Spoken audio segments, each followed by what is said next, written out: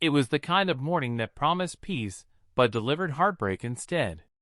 The sky was golden with dawn, birds chirped on the maple outside, and Sarah Thompson stood on her front porch with a steaming cup of coffee thinking, just for a moment, that everything might finally be okay. Life had been cruelly difficult since her husband died in an accident 2 years ago, leaving her alone with their 7-year-old son, Tyler.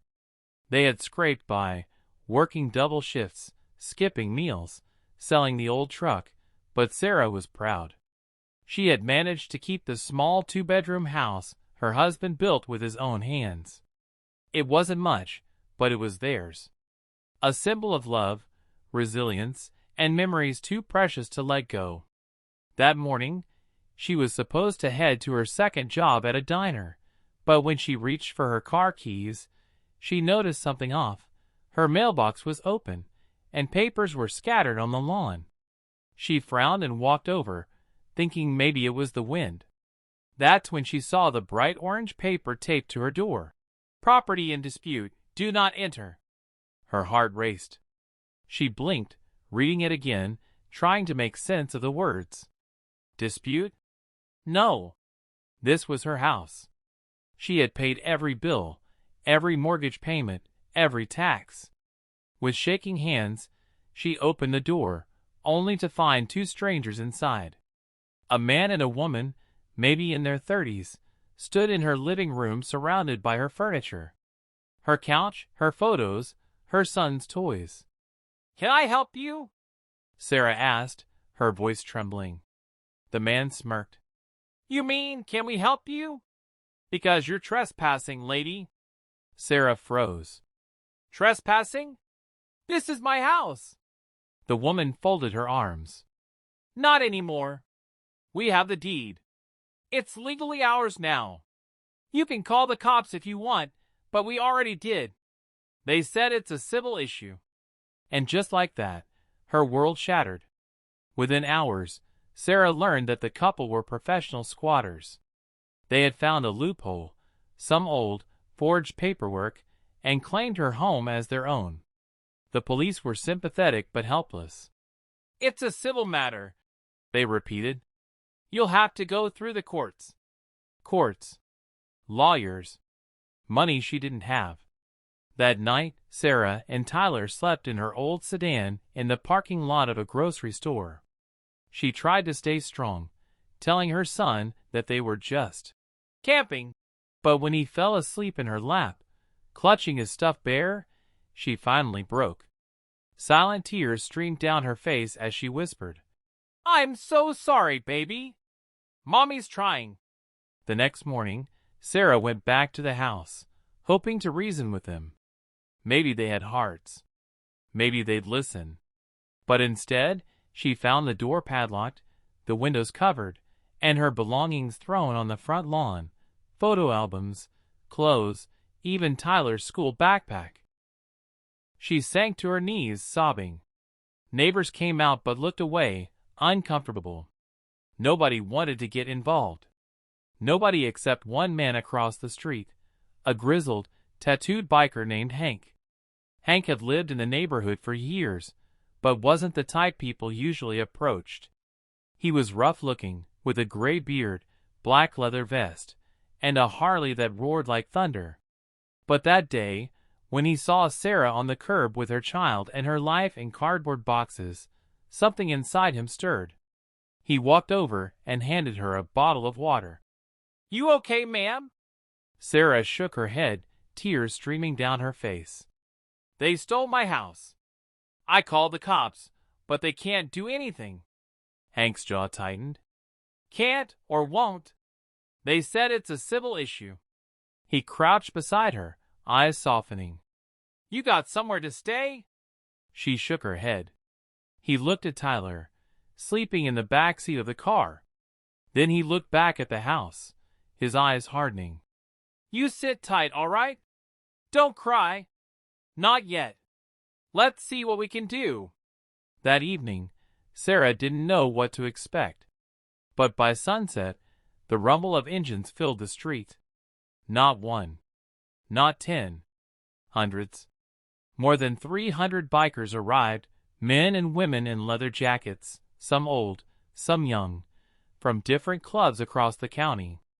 They lined the street with their Harleys gleaming in the orange glow of dusk. Neighbors came out, filming with their phones, their jaws dropped. At the front of the pack stood Hank, arms crossed. Sarah stepped forward, startled. "What is all this?"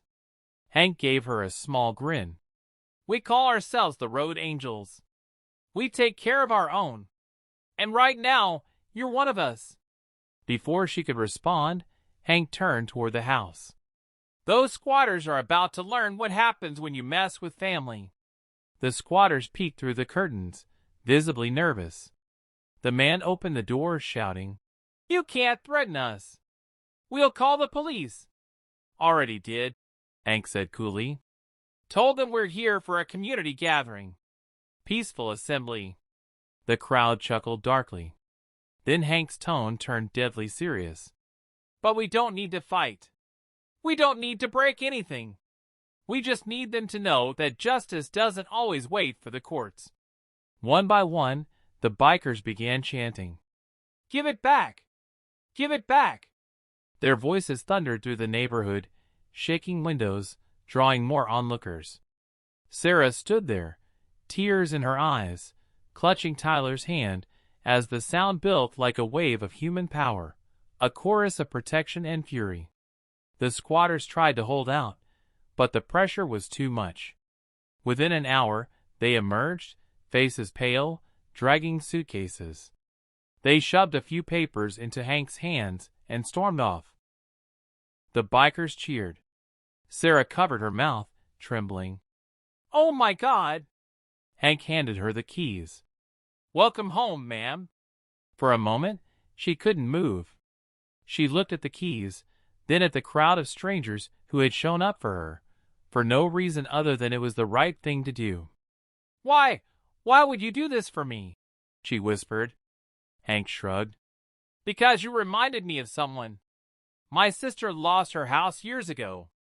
No one helped her. I ain't letting that happen again." The bikers started picking up her things, carrying boxes inside, fixing the door, cleaning the mess. Some brought food, others toys for Tyler. One biker even replaced the broken lock with a brand new deadbolt. It was chaos, but the good kind, the kind that smells like motor oil, kindness, and justice. When the last box was brought in, Sarah hugged Hank. "I don't know how to thank you." He smiled gently. "You just did. Keep the house. Raise that boy right. That's thanks enough." Over the next few days, the story spread like wildfire. News crews showed up. Social media lit up with headlines like, "Bikers delivered justice for single mom evicted by squatters." People across the country were moved, not just by the courage of the bikers, but by the reminder that goodness still existed, even in unlikely places. Sarah's life slowly returned to normal. The court later confirmed her ownership, thanks in part to the attention the story received. But what changed her most wasn't the legal victory. It was the people who came together for her when she had nothing left. Every Sunday, a few of the bikers still stopped by. They'd help with repairs, mow her lawn, or just play catch with Tyler. Hank became like a father figure, gruff but kind, the type who'd show up with donuts and say, "Don't get used to it," while secretly enjoying every smile he caused. One day, months later, Sarah stood on her porch again, just like that first morning, but this time, the view felt different. The same sun, the same maple tree, but a whole new sense of peace. Tyler came running out, waving a small toy motorcycle. "Mom! Look! Uncle Hank got me this." Sarah laughed, her heart full. "That's great, sweetheart." As she watched him play, she thought about everything that had happened, the heartbreak, the fear, the strangers who became family. She realized that home wasn't just walls and a roof. It was the people who stood by you when the world didn't. That night, as the engines faded into the distance and stars blinked above her house, Sarah whispered a quiet prayer. "Thank you for showing me that humanity is still good." She had lost everything once. But in that loss, she gained something far greater: hope. The story of Sarah and the 300 bikers became a local legend, a story people told to remind themselves that sometimes justice doesn't wear a badge. It wears leather and rides on two wheels. And somewhere out there, whenever someone needed help, the sound of roaring engines would echo again, carrying the message that kindness, courage, and unity still rule the open road. Because in a world where people often turn away, there will always be those who choose to stand up. And that choice, more than any court ruling or law, defines what it means to be human. Sarah knew that now. And every time she heard a Harley rumble past her window, she smiled. Not because she was reminded of her pain, but because she was reminded of her strength, and of the army of angels on two wheels who gave her back her home, her dignity, and her faith in people. For the first time in a long time, she wasn't afraid anymore. She was home.